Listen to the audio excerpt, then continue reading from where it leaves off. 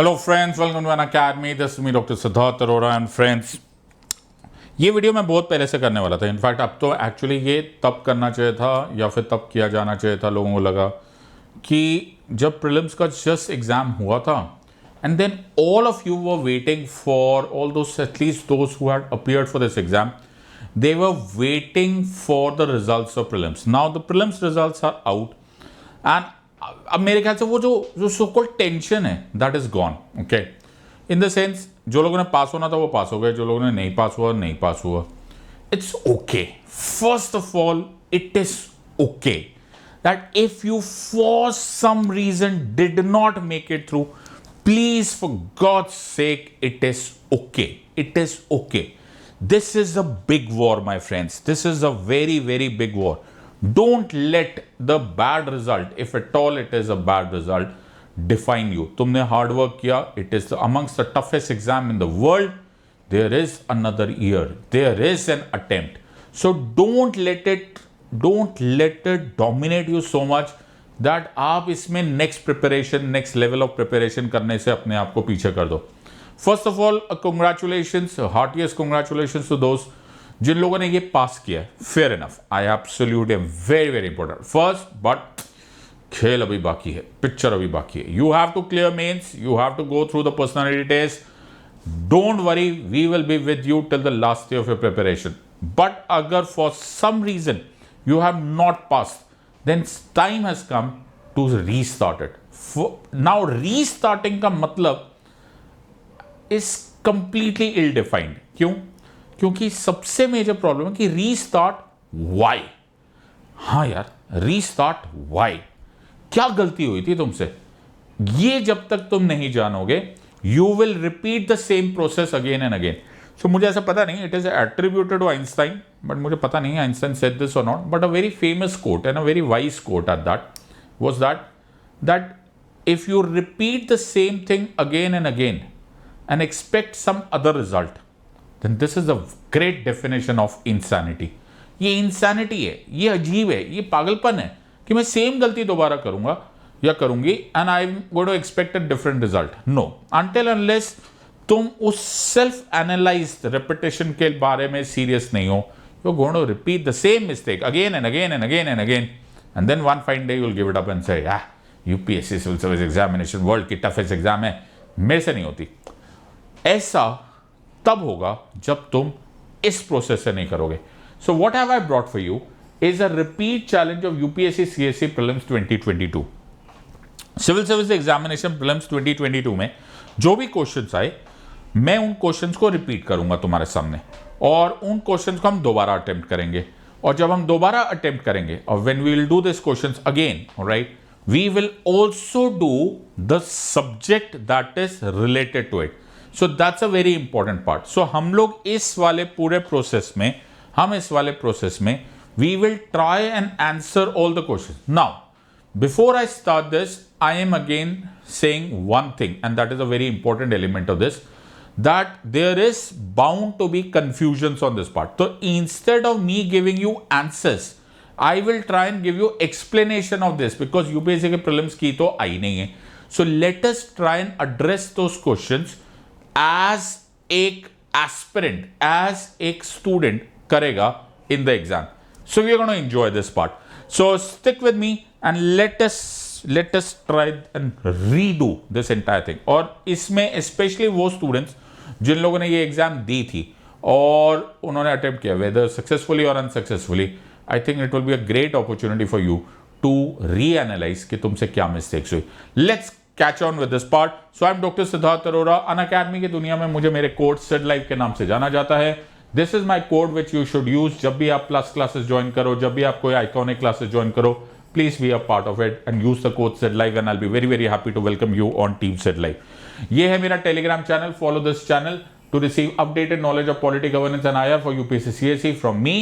And ये channel को से कुछ भी मेरे को ऐसा नई खबर आती है पॉलिटी से रिलेटेड, सुप्रीम कोर्ट की कोई जजमेंट, कोई भी इंटरनेशनल रिलेशंस में कुछ भी ऐसा होता है, this is the channel and this is where. और ऑल्सो मेरा कोई नया कोर्स आ रहा है, I will keep on sharing on this telegram channel.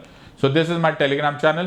And अगर तुम्हारे पास इस टाइम पर कैमरा है, तो इस कोड को स्कैन कर लो, मैं थोड़ा टाइम दे देता हूं, तुम इस कोड को स्कैन कर लो और इस कोड को स्कैन करते भी तुम उसी टेलीग्राम चैनल पे पहुंच जाओगे. So be very very happy to see you on my Telegram channel. So we are on Unacademy, the largest online learning platform in India. The best of the best educators from all over India are present under one platform. और ये एक ही बात नहीं है, ये किसी एक subject की बात नहीं है, चाहे पॉलिटी लो, गवर्नेंस लो, इंटरनेशनल रिलेशंस लो, इकोनॉमिक्स लो, हिस्ट्री लो, ज्योग्राफी लो, everything from prelims to mains, from mains to optional, we are at your service. और हम तुम्हें रियलिस्टिक चांस देंगे till the last day of your exam preparation. So why Unacademy? You are the widest choice of educators, flexibility to change course, unlimited views on lectures, dedicated doubts, printed comprehensive notes, end-to-end preparation, live mentorship and daily answer writing. तुम्हें सिर्फ code याद रखना है, SETLIVE, SIDLIVE. ये code use करते ही तुमको उसी time immediate huge discount मिलेगा और प्रूफ है ये. So we have 170 plus toppers in 2020 and 178 plus toppers in 2021. क्या फर्क पड़ता है, इसको बोलते हैं हाथ कंगन को आरसी. क्या हमने प्रूव कर दिया. बहुत सारे लोगों ने, बहुत सारे नेसेयर्स थे, but we did not listen to them and we worked hard at it. So now you it is available is mains test series and answer writing program 2022, जो भी मेंस एग्जाम के रियलिस्टिक प्रिपरेशन के लिए तुम्हारी मदद करेगा. Please don't miss this. इस पे 15 टेस्ट होंगे, including sectional, full length and test on essays, analysis sessions by top educators, detailed evaluation and exclusive mains study material. So ये बहुत ही इंपॉर्टेंट पार्ट है. एक और इंपॉर्टेंट पार्ट इस ऑप्शनल टेस्ट सीरीज, जिसमें प्रिपरेशन होगा 8+ टेस्ट है, टाइमली डेडिकेटेड इवैल्यूएशन होगा, detailed explanation, comprehensive model answers. सिर्फ तुम्हें कोड यूज करना है, SETLIVE, SIDLIVE. अनअकैडमी का यूपीएससी सिविल सर्विस एग्जामिनेशन का जीएस का मेगा कॉम्बैट होगा, which is a gamified version. और इसको मिस मत करना. एक तो तुमको मिलेगा द एग्जाम सेंट्रिक प्रिपरेशन और तुम्हें सच में पता चल जाएगा तुम्हारा लेवल क्या है, and you stand to win several of these rewards and awards which are very very important. So iconic bonanza hai with iconic subscription. This is very all plus subscription benefits, one-to-one live mentorship, daily answer writing, 24/7 educators. These are all available. June 20 to 25 अपनी subscription ले लो. तो iconic subscription में आपको personal coach मिल जाते हैं, आपको live mentorship मिल जाती है, स्टडी प्लानर मिलेगा, ओपन हाउस विद एजुकेटर्स मिलेगा, एवरीथिंग अंडर वन रूफ. सिर्फ सेटेलाइट. एक बार देखो यार, 36 मंथ, 12, 24 मंथ, 18 मंथ, चाहे जो मर्जी आप सब्सक्रिप्शन लोगे, look at the reasonability of money. तो मैं ये, जब से मैं अनअकैडमी में पढ़ा रहा हूं, मैं तुम लोग को यही बात बोल रहा हूं कि इसको ज्वाइन करो. आज thousands and thousands and thousands of educators, of learners are with us on our educators channel. ये क्यों जरूरी है? क्योंकि we really deliver. We are giving you a realistic chance of cracking this exam at a very reasonable price. एक बार compare करो at the so called offline institutes, आपको पता चल जाएगा what is the advantage. You are a wise gang of students my friends. Take a wise decision, but take it now. Unacademy शायद एकमात्र ऐसा ऑर्गेनाइजेशन है जो इस बात को बोल रहा है कि अगर आपको पास मनी की प्रॉब्लम है, अगर आपकी मनी प्रॉब्लम है, we will give you this completely at 0% EMI. कौन करता है? So we are very serious of giving you a realistic chance of cracking this exam. Don't let go of this opportunity. Welcome. क्या हो रहा है? भैया nervous होने का टाइम हो गया है. क्यों? ये ही है general studies GS paper 1. Okay, और हम लोग कर रहे हैं सेट बी. सो जिन लोगों के पास सेट बी है, मेक श्योर कि है तुम्हारे पास क्या टेस्ट पेपर है? नहीं है? अरे अब तो यार चारों तरफ टेस्ट पेपर ही होंगे. तो हम इसमें से वो इंपॉर्टेंट क्वेश्चंस कर लेंगे और उन क्वेश्चंस को ऐसे करेंगे as if we are sitting in the exam. So enjoy this part. Okay, don't let मेरे को मालूम ही है. Don't do this part. We will do these questions in and out and we will try and answer them as we are sitting in the examination hall. तो इसमें मैं कोई भी ऐसे एज्यूम करे कि हम लोग एग्जामिनेशन हॉल में जा रहे. पहला क्वेश्चन आया. अब मैंने ये थोड़ा सा तुम्हारे लिए सब डिवाइड किया है, ओके, बिकॉज मुझे तुम्हें इस टॉपिक को पढ़ाना भी है. तो प्लीज एक मेरा रिक्वेस्ट है, इफ इट इज पॉसिबल, और अगर तुम बैठे हो और अगर तुम लोग सीरियस हो इस मामले में, तो एक नोटबुक निकाल लो और पेन निकाल लो, नोट्स बना लो. और जो लोग ऑलरेडी मुझसे प्लस क्लासेस में पढ़े, तो तुम्हारे पास अगर रिटन नोट्स है तो भी निकाल लो, ऑनलाइन नोट्स है तो भी निकाल लो, जो मैंने वीडियोस बनाए हैं उसको भी निकाल लो.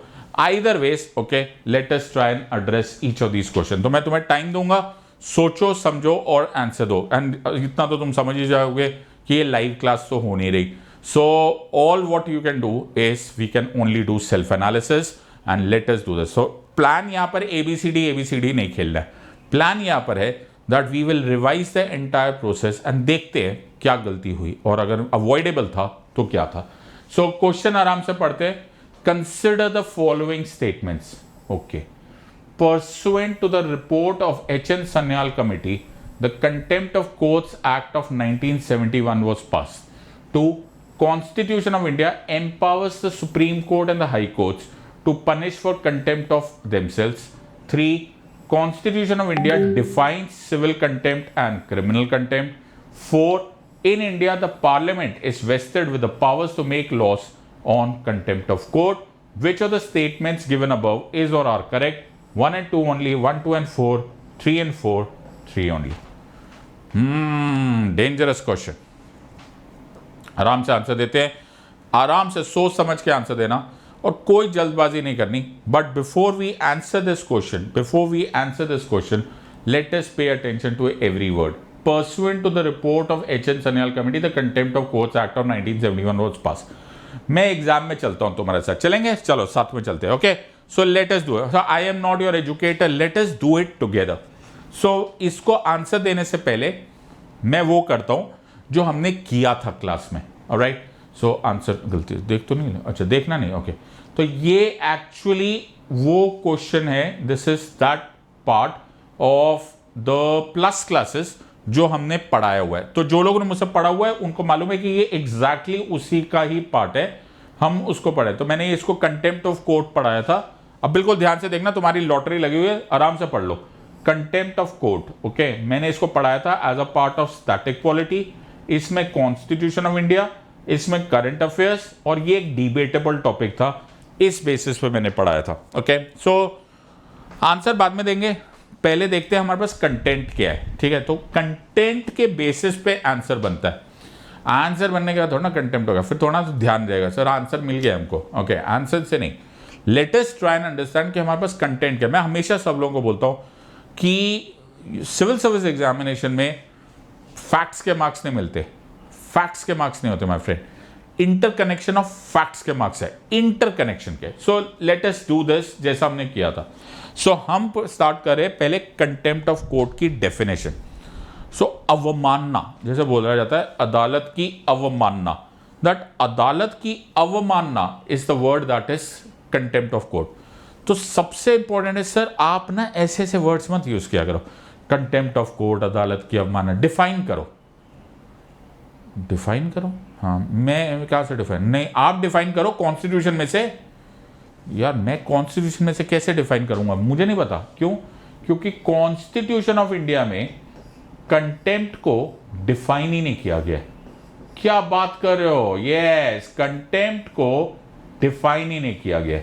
Are you understanding? Constitution of India किसी हाल में नहीं डिफाइन करता. आर्टिकल 129 ऑफ द कॉन्स्टिट्यूशन बोलता है supreme court has contempt powers, high court test 215. लेकिन मुझे नहीं पता, उस कॉन्स्टिट्यूशन के अनुसार मुझे नहीं पता कि क्या है कंटेम्प्ट पावर्स. तो मैं हद हो गई. ऐसा होता है क्या? मैं भी देखकर बताता हूँ.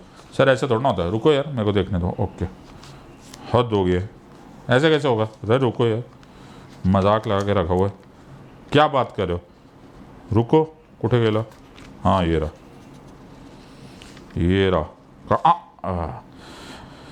Supreme Court to be a court of record. The Supreme Court shall be a court of record and it shall have all the powers of such a court, including the power to punish for contempt of itself. क्या बोला? ध्यान से पढ़ो. Okay. Including the power to punish for contempt of itself. ध्यान से लिखने दो मेरे को. अच्छा. Including the powers to punish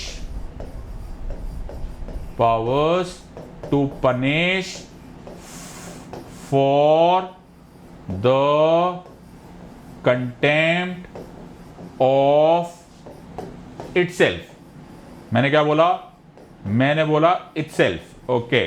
Article 129 of the Constitution. The Supreme Court shall be a court of record and it shall have all the powers of a court of record, including the powers to punish for the contempt of itself. Oh, define नहीं किया, define नहीं किया, ये बोला that it has the power to punish for the contempt of itself.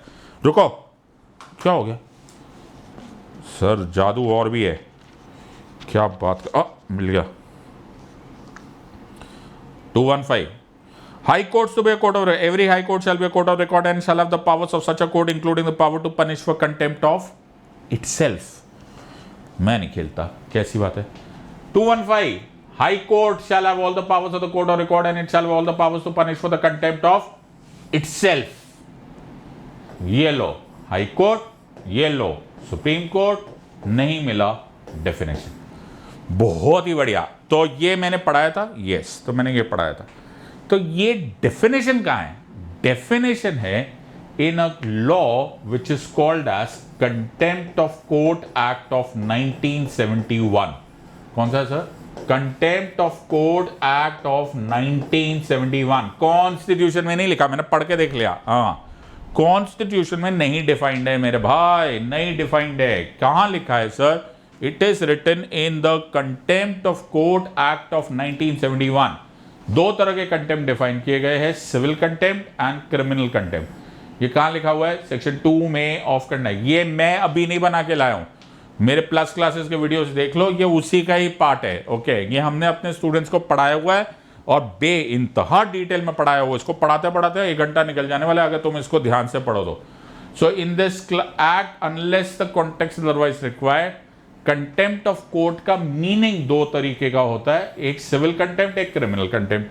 Civil contempt का मतलब होता है wilful disobedience to the order direction of the court. Wilful, मैं अपनी मर्जी से नहीं मानता, ओके, अवमानना करता हूं। क्रिमिनल इज कि मैं ऐसा कोई पब्लिकेशन करता हूं या ऐसा कोई साइन करता हूं, रिटर्न करता हूं एटसेट्रा, जिससे the authority of the court scandalise हो जाती है, प्रेजुडिस हो जाती है, इंटरफेयर्स और tends to interfere with the delivery of justice system.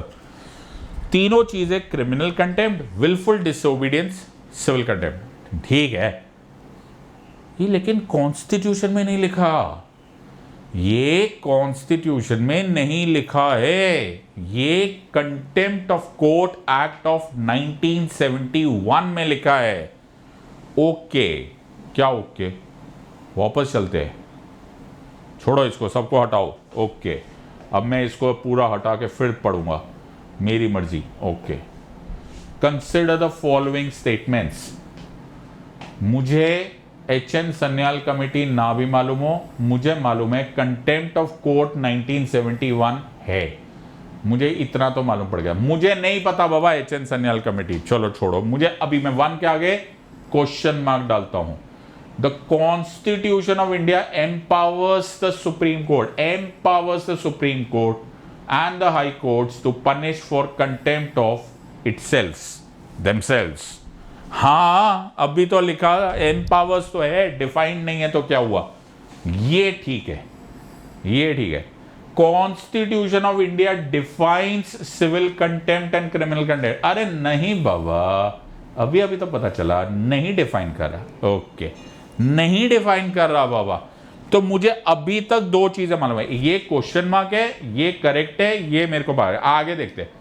अब इसको एक बार और देख लेते हैं कि in India the parliament is vested with the powers to make laws on contempt of court.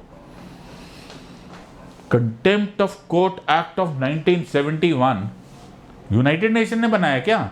Obviously parliament ने बनाया ना। ऑब्वियस लॉ कौन बनाएगा? अरे हाँ, अगर ये लॉ है तो ये पार्लियामेंट ने तो बनाया होगा भाई। अरे हाँ यार, ये तो सिंपल बात है, तो इतना दिमाग लगाने की जरूरत क्या है? ये ठीक है, ये ठीक नहीं। अब इसको चॉइस कर लेते हैं, पहले देख लेते हैं रॉन्ग वाला कौन सा है। तो ये तो हट गया यार, ये हट गया। You understanding this word? Sir ये दोनों ही हट गए। ये मुझे मालूम है, ठीक है, ओके, ये मुझे मालूम है, ठीक है। तो ये 1 और 2 ओनली तो हो नहीं सकता, ऑब्वियसली चॉइसेस वाला। मुझे है ना एग्जाम के बाद में ना बहुत सारे लोगों ने का कमेंट्स देखा, मैं तो थैंकफुली देख नहीं रहा था, ओके, लेकिन मुझे लोगों ने बोला सर एलिमिनेशन टेक्निक ना चली गई, एलिमिनेशन टेक्निक डिसअपियर हो गई। कहाँ गई मेरे भाई, कितने गई? ऐसे रही, और क्या करना होता है। सो द पॉइंट इज कि अगर आपको सब्जेक्ट नहीं मालूम है then you are in trouble. तो एलिमिनेशन के लिए भी तो सब्जेक्ट आना चाहिए। कौन बोलता है एलिमिनेशन यहाँ से चला गया? कैसे बोलते हैं एलिमिनेशन? क्या गलत किया मैंने? अभी तो मैंने तुम्हें पढ़ाया ही नहीं। ओके, इसका आंसर बी है। मैं तुम्हें अगर मैं तुम्हें पढ़ा रहा हूं तो मेरी पूरी क्लास यहां से देखो, मैं तो आगे पढ़ाया ही नहीं, यहां से आगे मैंने बोला ही नहीं। ये देखो सेक्शन 5 क्रिटिसिज्म क्या होता है क्या नहीं होता, लॉ के बारे में, कंटेम्प्ट ऑफ कोर्ट एक्ट 1971 मैंने पूरा पढ़ाया था। ओके, आर्टिकल 129 क्या होता है, ये मैंने जो अभी तुम्हें पहली पेज में पढ़ा है। 215 क्या होता है, every high court shall be court of record under the constitution scheme क्या होता है। मैंने करंट अफेयर्स में पूरा का पूरा प्रशांत भूषण साहब का जो पूरा मैटर हुआ था वो पूरा बताया था। ये देखो 2009 केस क्या हुआ था, उनका ट्वीट में क्या हुआ था, उनको पनिशमेंट क्या हुई थी, उनको क्या था, उसमें डिबेट क्या था, सुप्रीम कोर्ट का कोर्ट ऑफ रिकॉर्ड क्या होता है, सुप्रीम कोर्ट के जजेस की ऑब्जर्वेशन क्या थी इस मैटर में, इंटरनेशनल एक्सपीरियंस क्या है, स्पाई कैचर केस कौन सा होता है, इंग्लैंड में कैसे होता है, international experience with contempt of court क्या पावर्स है, उन्होंने क्या बोला तो जिसको कंटेम्प्ट माना गया और किसको नहीं माना गया, ये भी मैंने पढ़ाया हुआ है।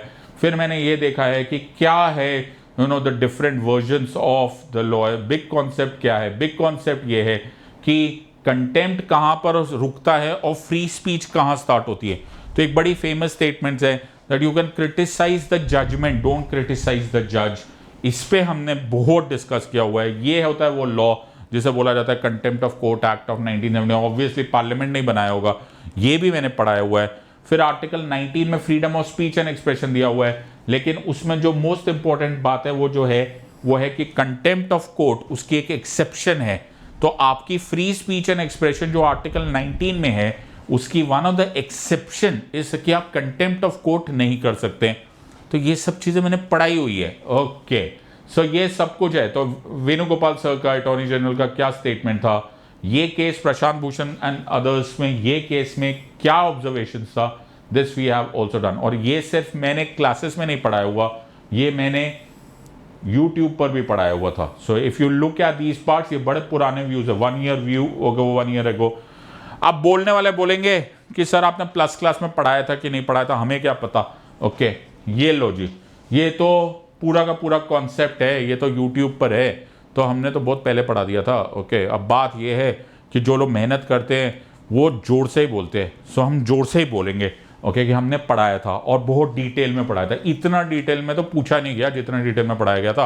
Apparently a very tough question. तो बोलते सर आप ना अपनी तारीफ बड़ी करते, करेंगे भाई, बहुत हार्ड वर्क करते हैं भाई, बड़ी शिद्दत से बड़े मेहनत से काम करते हैं और रियलिस्टिक चांस देते हैं अपने स्टूडेंट्स को कि यार कोई गारंटी नहीं कर सकता कि क्या पूछा जाएगा, तो हम सब कुछ पढ़ा देते हैं। Are you understanding this part? So very important element here is that if you work hard it is a very simple thing to answer this question. Question इतना टफ नहीं था जितना बना दिया गया, because this is how you do this part. So तुम्हारे लिए एक होमवर्क है। होमवर्क क्या है? ओके, सबसे पहले दोज अमंग्स यू जो लोग ऑलरेडी हमारी क्लासेस में हैं, तो प्लीज इन प्लस वीडियोस को दोबारा देख लीजिए।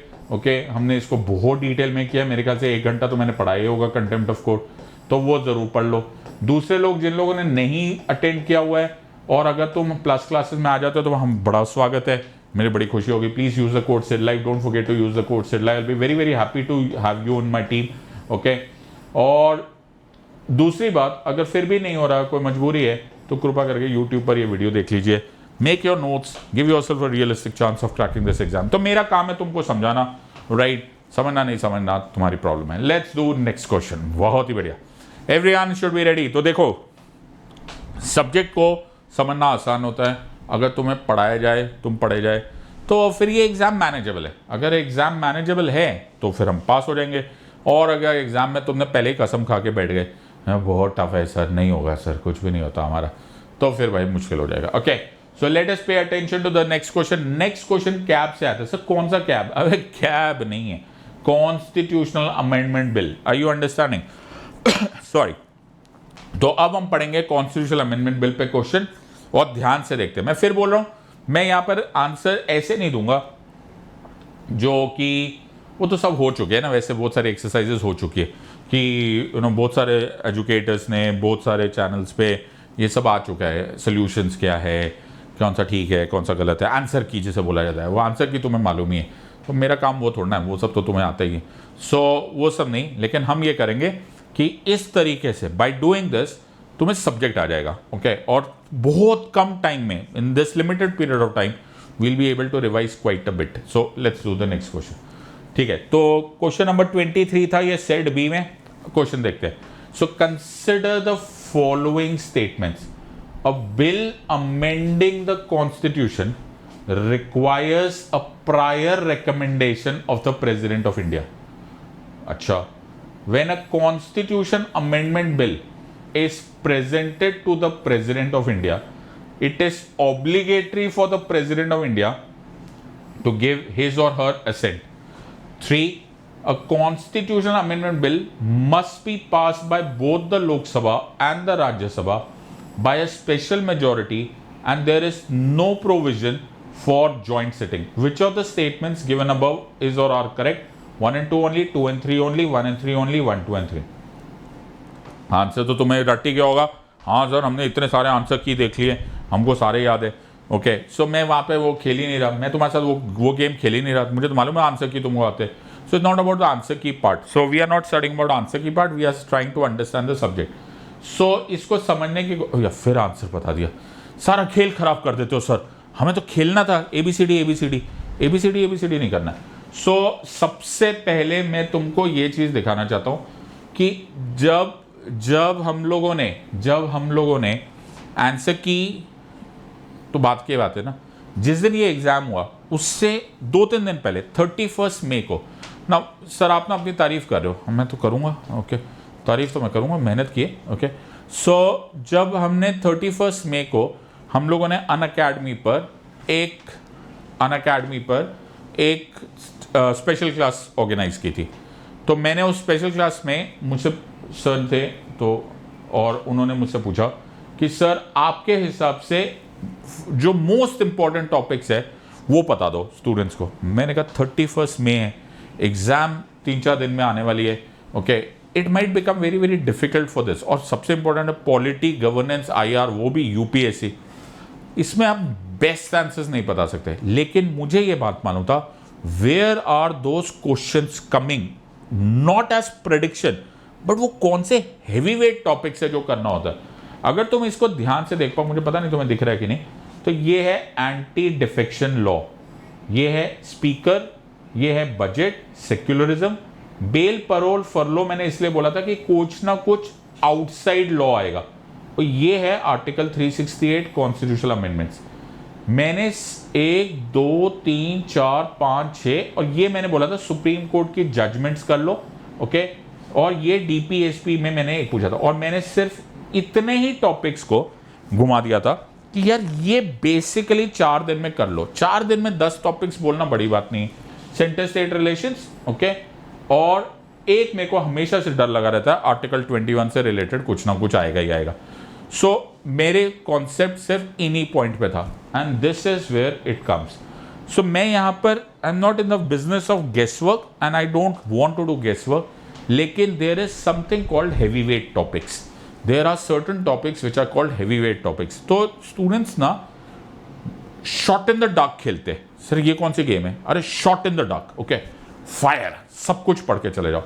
मेरी एक बात हमेशा याद रखना that there are certain things जो heavy weight topics है.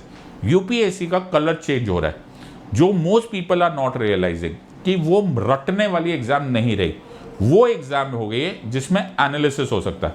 सो मैंने कॉन्स्टिट्यूशनल अमेंडमेंट बिल के बारे में क्या बोला, ये मैंने कॉन्स्टिट्यूशनल अमेंडमेंट बिल्स को पढ़ाया हुआ वही स्क्रीनशॉट है जो स्पेशल क्लासेस में नहीं, प्लस क्लासेस में पढ़ाया जाता है.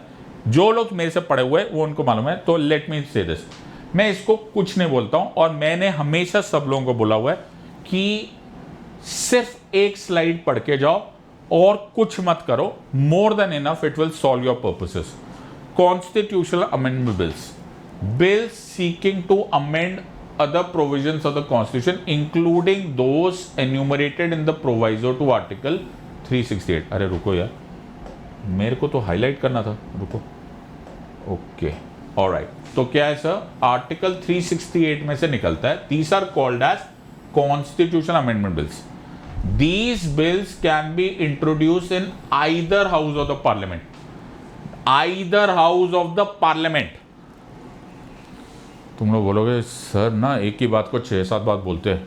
Either house of the parliament. Okay, यानी कि it can be introduced either in the Lok Sabha or in the Rajya Sabha, but not in the state legislature. बहुत सारे लोग जो आधे लोग पढ़े होंगे ना, जो आधा अधूरा याद होगा ना, उनको ऐसा स्टेट लेजिस्लेचर. अरे बाबा इंट्रोडक्शन की बात हो रही है. किसकी बात हो रही है? इंट्रोडक्शन की. These bills do not require prior recommendation of the president.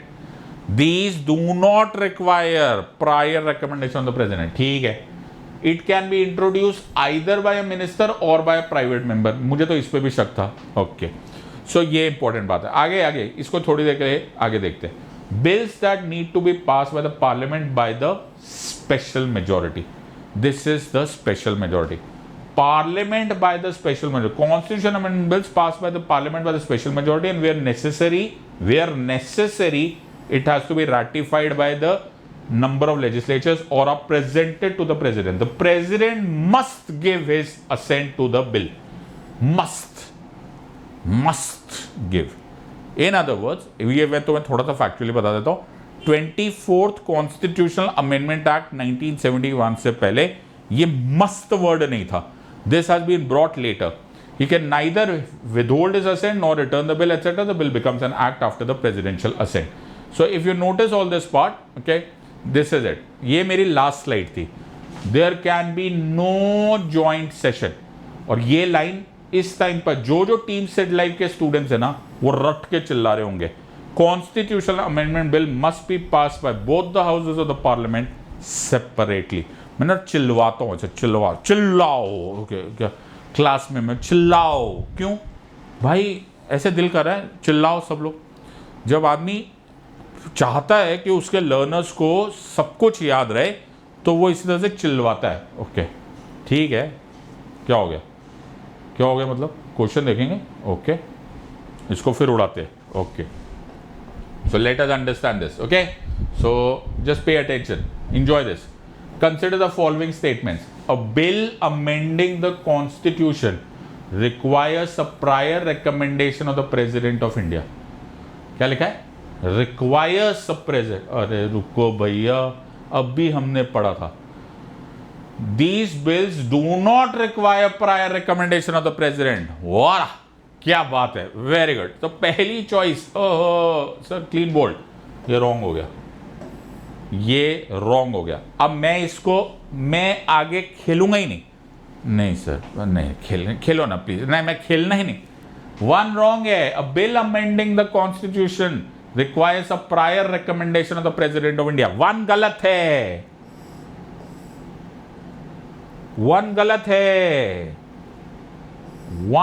है. सर आप तो कहां गए वो कमेंट वाले?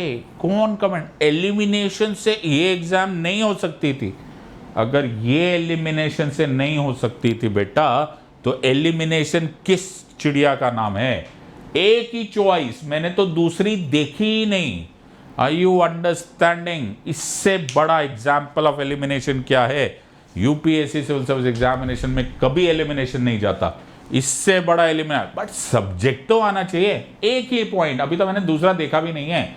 दूसरा भी मैंने लिखा हुआ था. अगर ये देखो तो when a constitution amendment bill is presented to the president of India, it is obligatory for him to give his और असेंट. क्या बात कर रहे हो?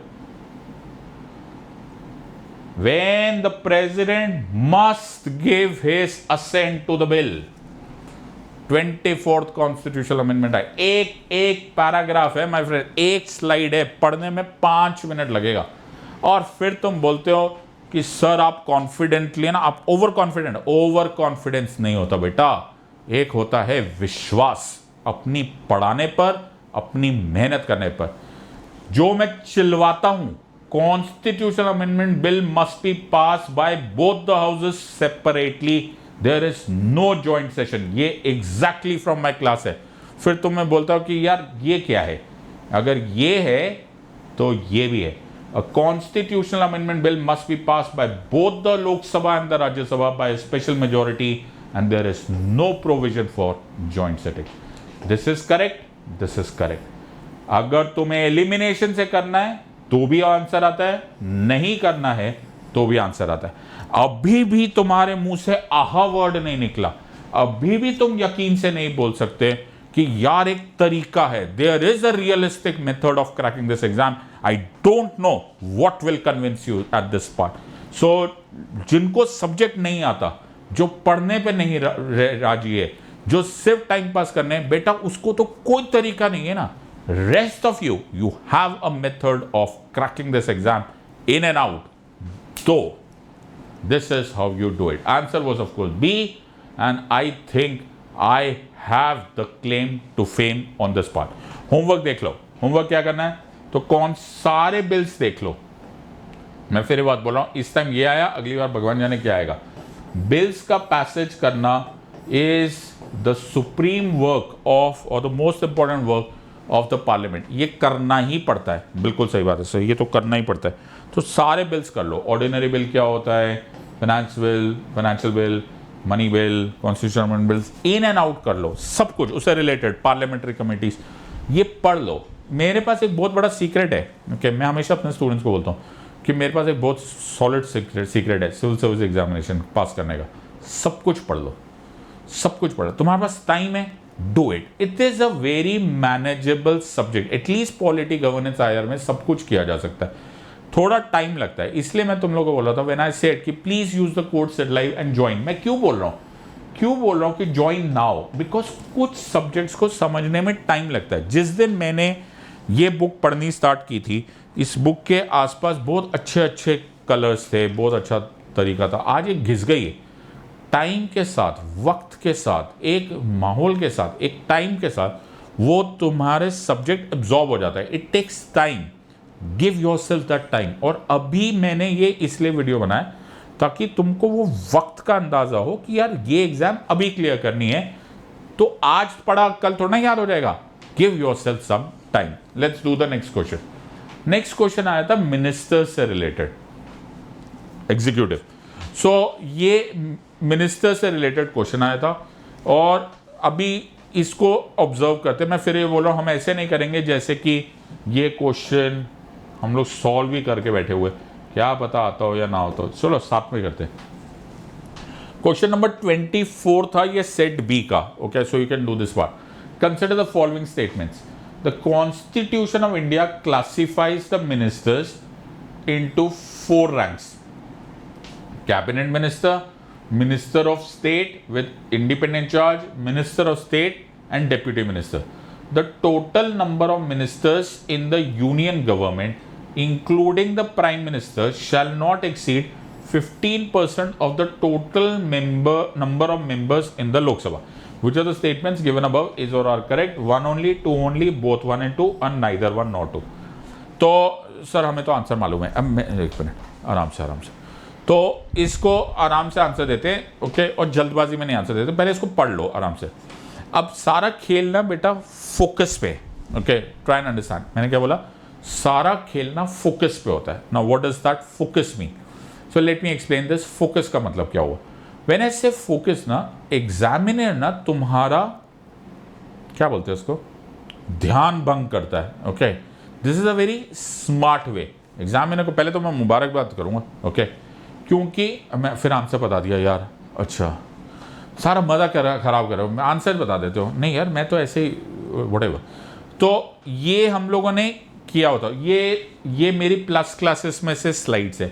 इसका तुम्हें अंदाज़ा इसलिए लग जाएगा क्योंकि मैंने एग्जैक्टली स्क्रीनशॉट यूज़ किया था। ये ऑब्वियसली हिंदू का ही स्लाइड है, तो ये 2019 का स्क्रीनशॉट लिया हुआ है। तो आप नोटिस ही करो, ये बड़ा पुराना है यार आर्टिकल। ओह, मेरी क्लास भी पुरानी हो गई, 3 साल, जब नया होता है ना, पुरानी क्लास होती है, तब से ये लिया हुआ था। तो मैंने ये फोटोग्राफ डाली थी। तो ऑब्वियसली मोदी जी का जब सेकंड सरकार लोकसभा आई थी तब की बात है। So Narendra Modi to meet president to stake claim to form the new government. इस पर भी एक बड़ी मेजर, इस पर भी क्लास हो सकती है, सरकार बनाने का दावा पेश करना।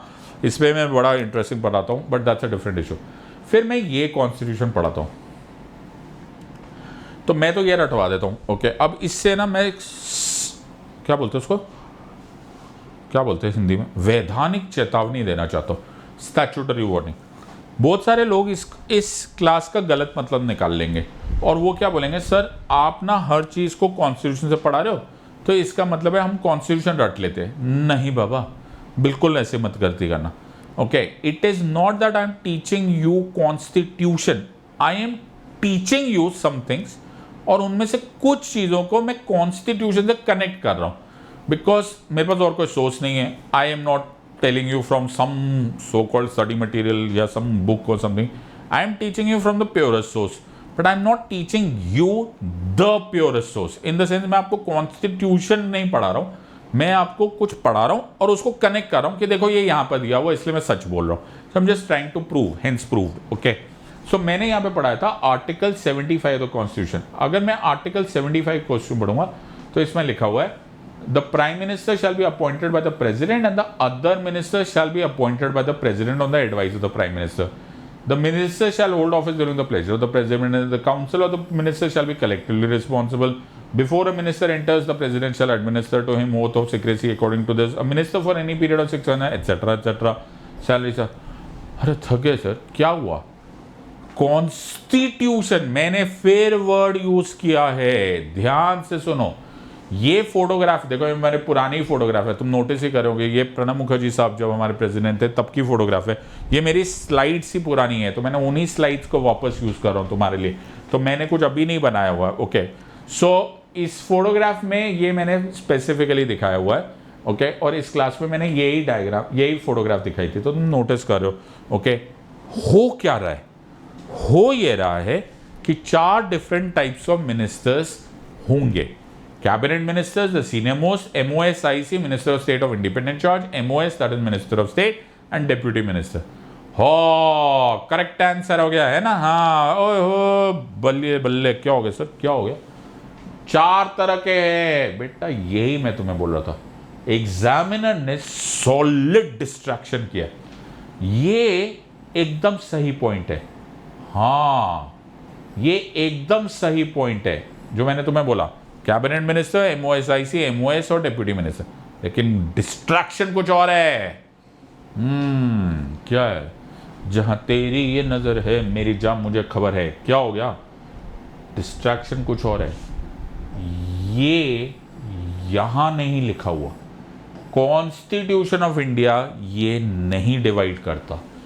This is the game. ओए हुई आयो, बट एग्जामिनर में सर टेंशन होती है ना एग्जामिनेशन हॉल में, यही तो चक्कर है। एग्जामिनेशन हॉल में चक्कर आने लग जाती है, अरे यार ये गड़बड़ हो जाती है।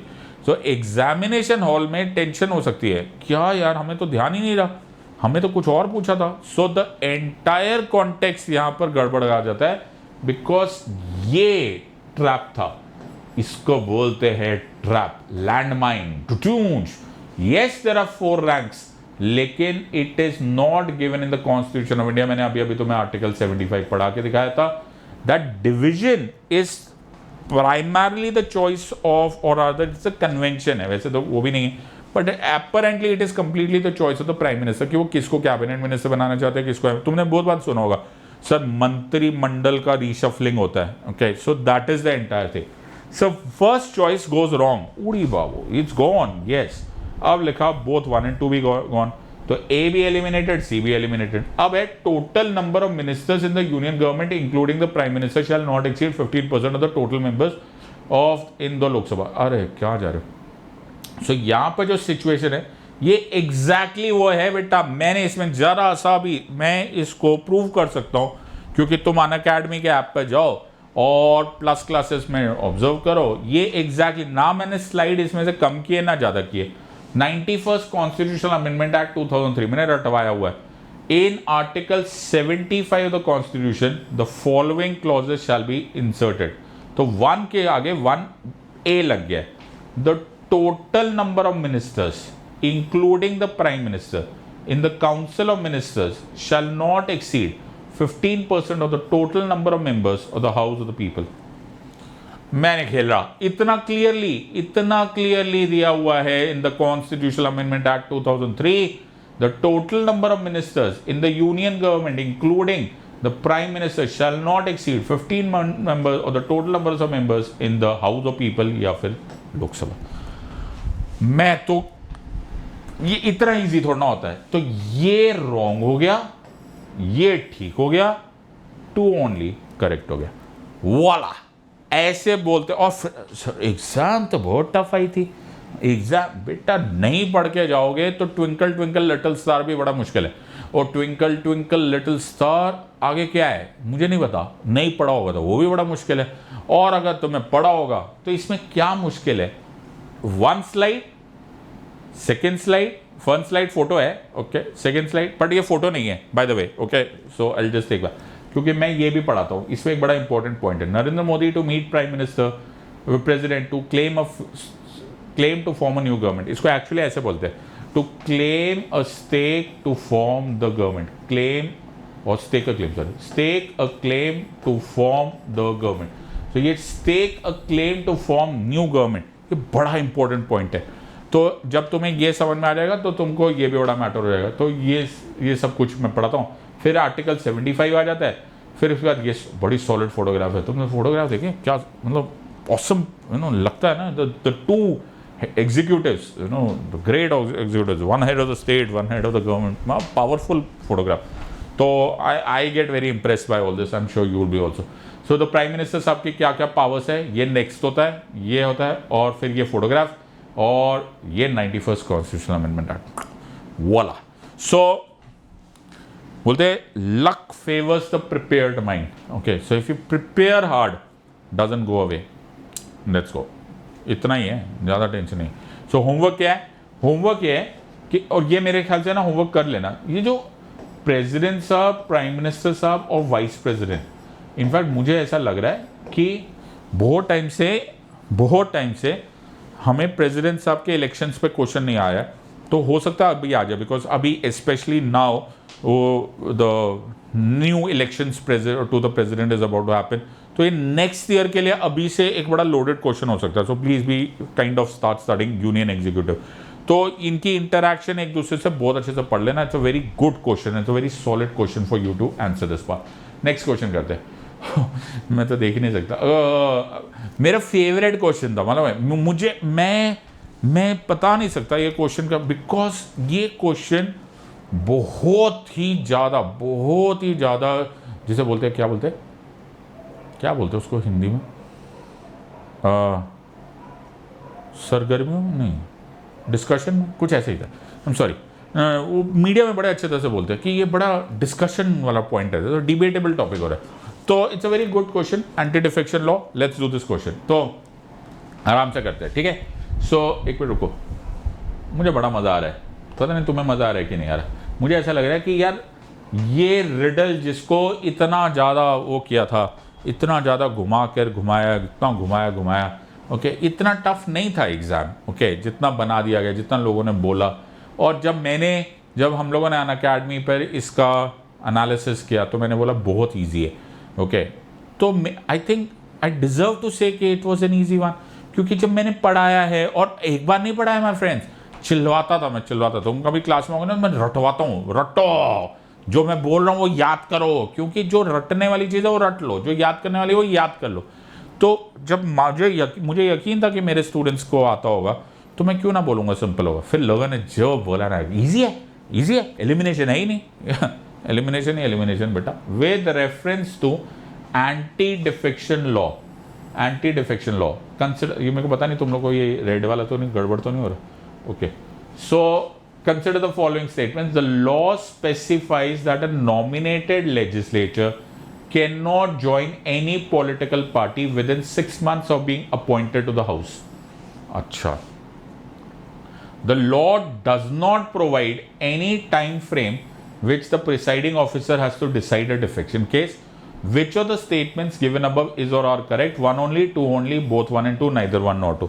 तो मैं तुम्हें टाइम दे देता हूँ 30 सेकेंड्स। क्या फ़ायदा है टाइम देने का, आप तो खेल ही नहीं रहे, मैं क्यों नहीं खेल रहा हूँ? नहीं, आप तो पता ही नहीं रहे हो, आप तो हमको ABCD खेलने ही नहीं दे रहे। हाँ, ये बात तो है, ABCD नहीं खेलना, ओके। आंसर देने के लिए रेडी है, तो तुम लोग पढ़ लो एक बार, ओके। और फिर सारा खेल खराब कर दिया है ना। बेटा मैं थोड़ा आंसर की खेल रहा हूं। ओके, सो सबसे पहले तो मैं तुम्हें एक और बार याद दिलाना चाहूंगा कि 31 मई की होने वाली स्पेशल क्लास में मैंने सबसे पहले बोला था एंटी डिफेक्शन लॉ पढ़ के जाना। सबसे पहले मैंने बोला था एंटी डिफेक्शन लॉ पढ़ के जाना, बिकॉज इसमें क्वेश्चन आएगा। और यूपीएससी ने हमारी इज्जत रख ली हुई है। वो एग्जैक्टली जो स्क्रीनशॉट है, ये देखो, ये एग्जैक्ट स्पेशल क्लास में। So this is me and Prateek Nayak sir sitting over there. तो ये ऑलरेडी डन था। ओके, सो हमने डिफेक्शन, ये एग्जैक्टली, ये देखो, this is exact plus classes की स्लाइड्स। ओके, और ये डिफेक्शन है। ओके, तो सर आप बार बार बोलो, मैं बार बार बोलूंगा, मैं ढोल पीट पीट के बोलूंगा। क्यों? क्योंकि भाई मैंने पढ़ाया था। ओके, और मैंने बड़ी मेहनत करी थी। तो तुम्हें अगर कोई हम्बल पर्सन चाहिए, मॉडेस्ट पर्सन चाहिए, तो you are in the wrong direction. मैं पढ़ाऊंगा, मैं रटवाऊंगा, मैं याद करवाऊंगा और मैं क्लेम करूंगा, और फिर मैं बाद में तुमसे पूछूंगा भी कि जब मैंने पढ़ाया था तो रॉन्ग क्यों किया, या फिर अगर नहीं पढ़ाया होता तो बात अलग है, बट वाई। तो ये मेरी फोटोग्राफ थी, पहला ही फोटोग्राफ। आया राम गया राम हमने पढ़ाया था एंटी डिफेक्शन लॉ में। तो एंटी डिफेक्शन लॉ फेमस ही इस स्लोगन से हो गया था। इसको आया राम गया राम बोलते थे। वैसे बोलते हैं 1967 में एक लेजिस्लेटर साहब थे गया राम, वो बार बार सीट बदल रहे थे, वहाँ से आया राम गया राम हुआ था। So what does the law say? ये मैंने एंटी डिफेक्शन लाया कि voluntarily give up your membership of the party. तो तुम एक्स पार्टी के हो, तुम वॉलंटरली गिव इट अवे करोगे, then it is called as this part. फिर मैंने बोला था आर्टिकल 102 एंड आर्टिकल 191 में ये 10th शेड्यूल में एक डिस्क्वालिफिकेशन बनी थी। Okay, that is, or rather sorry 52nd amendment 1985 में ये डिस्क्वालिफिकेशन बनी थी कि article 102 and 191 respectively for a member of parliament or a member of legislative assembly shall be a ground for disqualification. लेकिन बहुत ही इंटरेस्टिंग बात है। क्या सर? तो मैंने 10th शेड्यूल पढ़ा है, disqualification on the grounds of defection if he voluntarily gives up his membership of such political party, if he votes or abstains from voting, etc etc etc and so on so forth। लेकिन इसमें एक छोटे से point है, ये पूछा नहीं है लेकिन पूछ सकते हैं। तो ऐसा नहीं है कि आपने अगर वोट किया या फिर नहीं वोट किया in the favour of your political party, मतलब पॉलिटिकल पार्टी ने बोला यस बोलना यस, और तुम बोले ना मैं ना जाता ही नहीं वोटिंग करने, तो वो एब्सटेन हो सकता है। या फिर आपने नो वोट कर दिया, तो ये भी ग्राउंड फॉर डिस्क्वालिफिकेशन होती है अनटिल एंड अनलेस जो पॉलिटिकल पार्टी, मतलब जो तुम्हारी पॉलिटिकल पार्टी है, वो कंडोन कर दे, उसको माफ कर दे। ओके, ठीक है कोई बात नहीं। तो उसमें भी 15 दिन होते हैं। सो अगर तुम्हें यहाँ पे देखिएगा, person or authority and such voting or abstention has been not been condoned by the political party, person or authority within 15 days from the date of such an action. तो 15 दिन होता है उसको कंडोन करने का, मतलब माफ करो, चलो भूल जाओ। Are you understanding? अब जो इंटरेस्टिंग बात है, मैंने यहाँ पे 2 इंपॉर्टेंट पॉइंट बताया हुआ है। So one is independent. तो ये है independent, an elected member of the house who has been elected as such otherwise than a candidate set up by any political party. तो ऐसे घुमा के बताओ, मतलब प्यार से नहीं बोल रहे, ओके, घुमा के कि इंडिपेंडेंट पार्टी, ये किसी पॉलिटिकल पार्टी की तरफ से नहीं आया। सो इंडिपेंडेंटली अगर कोई आया हुआ है तो शैल be disqualified for being if he joins any political party after such an election। ठीक है जी। अब ये तो आ गया इंडिपेंडेंट को क्वेश्चन ही नहीं आया। दूसरा है a nominated member of a house shall be disqualified for being a member of the house if he joins any political party after the expiry of 6 months from the date on which he takes his seat after complying with the requirements of Article 99। ठीक है? ठीक नहीं है। क्या हो गया? ठीक नहीं है, तबीयत खराब है। क्या तबीयत खराब हो गई sir? The law specifies that a nominated member cannot join any political party within 6 months। ओ, यहां बोला जा रहा है 6 महीने से पहले विद इन 6 मंथ्स ज्वाइन करना मना है। अच्छा, यहां क्या लिखा है? यहां लिखा है कि a nominated member should not join the political party after 6 months। ओए हुई, इतना सा ही फर्क है। That's it. तो बोला जाता है कि 6 महीने में फैसला कर लो जो कुछ करना है, उसके बाद मत करना। Okay, that is the entire part. यहां पर है, अगर मैं इस लाइन को बोलूंगा तो ये बोलेंगे law states that you can not join a political party if you are a nominated member after the 6 months has expired. यहां पर क्या है, कहां चला गया? The law specifies that a nominated member legislator can not join any political party. ओए होए, इतना सा फर्क था, कोई फर्क नहीं पड़ता। एक से पॉजिटिव मार्क्स आते हैं, एक से नेगेटिव मार्क्स आते हैं, थोड़ा सा फर्क है। ओहो, 1 हो गया गलत, ओके, ये हो गया गलत, ये हो गया गलत। Are you understanding this? थोड़ा सा वो तो ना छोटी सी बात होती है, छोटा सा, the devil lies in the detail my friends, ऐसे पढ़ना होता है। और इसीलिए मैंने इतने बार ये पार्ट पढ़ा है। वो देखो मैंने ये अंडरलाइन किया हुआ है, exact screenshots, not here not there. The most important problem, वैसे तो बहुत सारे इंपॉर्टेंट बात है, लेकिन बहुत इंपॉर्टेंट प्रॉब्लम है कि ये तुम्हें थोड़ा सा कोई पढ़ाने वाला होना चाहिए।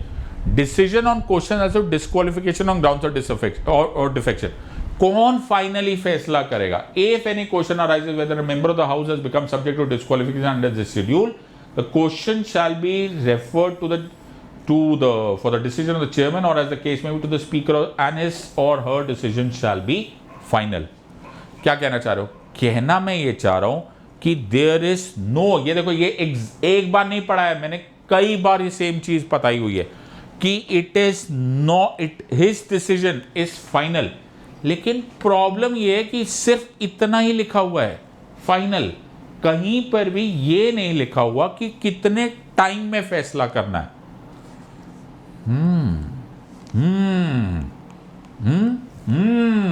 क्या कहीं नहीं लिखा हुआ बेटा, और यही इसका एक बहुत मेजर प्रॉब्लम है। So the law does not provide the time frame within the presiding officer has to decide a defection case. यही तो इसका क्रिटिसिज्म है, and that is why this is the correct choice. This is how you do it. अब मैं तुम्हें जादू दिखाता हूं, ओके? दिखा दिया सर जादू। पेपर तो सिंपल था, एग्जाम तो सिंपल थी ना, मेरे बच्चे पढ़ने वाले होने चाहिए थे। ध्यान से सुनो, अब मैं जो तुम्हें दिखा रहा हूं, ओके? अब जादू देखो। अब तुम लोग सोचोगे कि सर आपने को जादू किया था, आपको पहले मालूम था एंटी डिफेक्शन लॉ? ना बेटा, ऐसा कुछ भी नहीं था। When you read the newspaper you get to know somebody as huge as the honourable vice president of India comes on record and he says Vice President Venkaiah Naidu bats for reform of anti-defection law। ये अप्रैल 24, 2022 का article था, और ये मैं class में, ये मेरा updation की आदत है।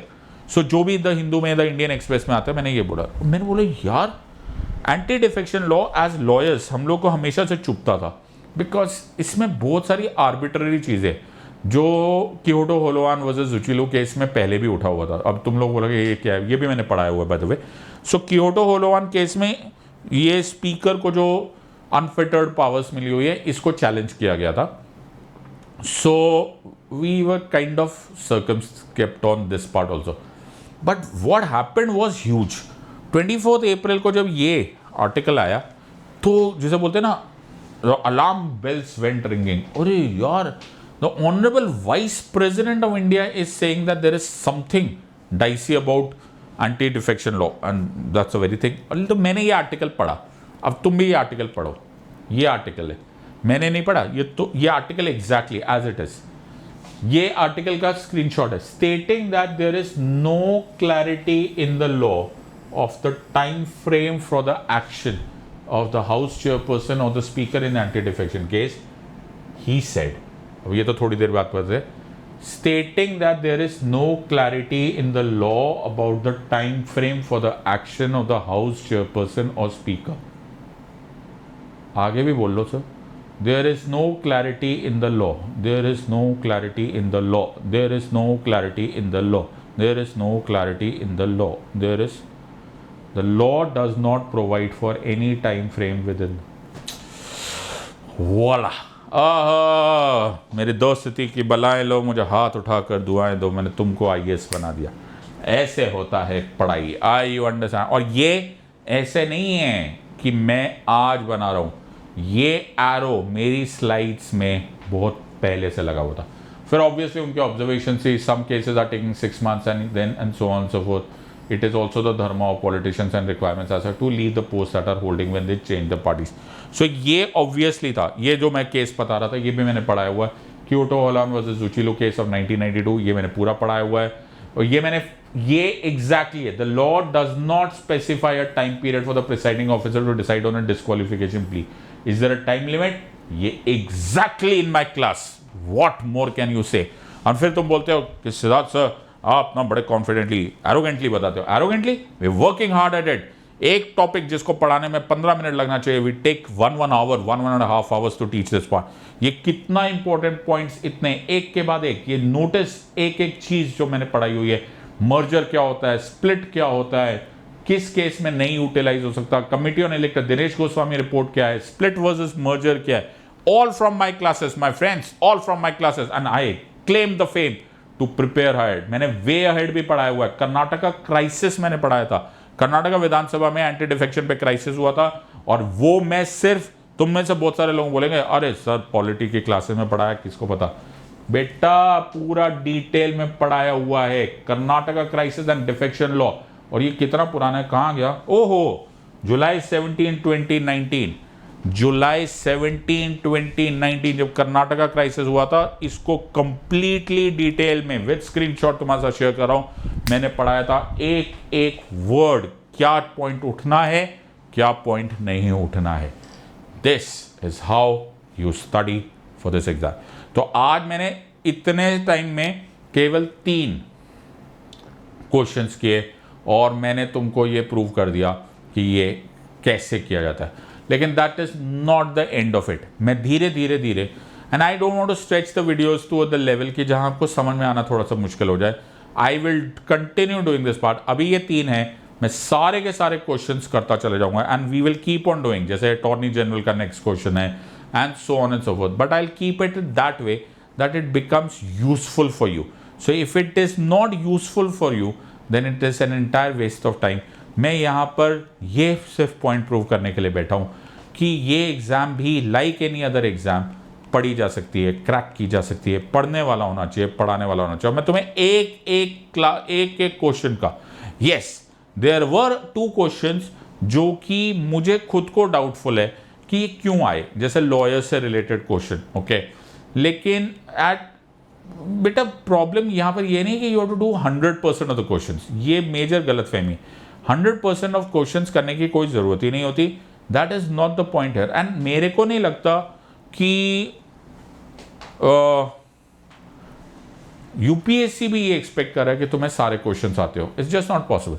लेकिन मज़ेदार बात यह है क्या है कि 100% को क्रैक करने का पॉइंट ही नहीं, you have to beat the competition.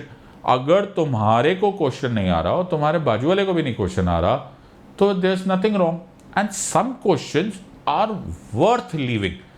मेरा काम सिर्फ ये है कि वो जो 80-90% क्वेश्चन सॉल्व किए जा सकते हैं वो करो, and you will be very very delighted. और please stay tune to these questions और these videos. I will repeat this again, मैं फिर से लूंगा, okay, another 1 hour, and I will prove it to you that we had done everything in the plus classes.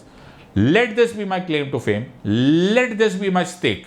तो मैं भी stake का claim कि सिविल सर्विस एग्जामिनेशन में अगर आप सब कुछ पढ़ो और सब कुछ पढ़ाओ और शिद्दत के साथ पढ़ाओ, पूरी मेहनत के साथ पढ़ाओ और पढ़ो, ये एग्जाम क्रैक की जा सकती है, and with flying colours. We have done it. मैंने 2019 में चेक क्लेम किया था, वो हुआ, 20 में हुआ, 21 में हुआ। आई विल रिपीट इट अगेन। क्या पूछेगा यूपीएससी अगर मैं सब कुछ पढ़ लूंगा? The game over here is let's crack it. So you're a wise gang of students, my friends. Please use the code SIDLive. I'll be very very happy to teach you in the words of an academy. Let's crack it. Until next time, God bless, thank you, and Jai Hind.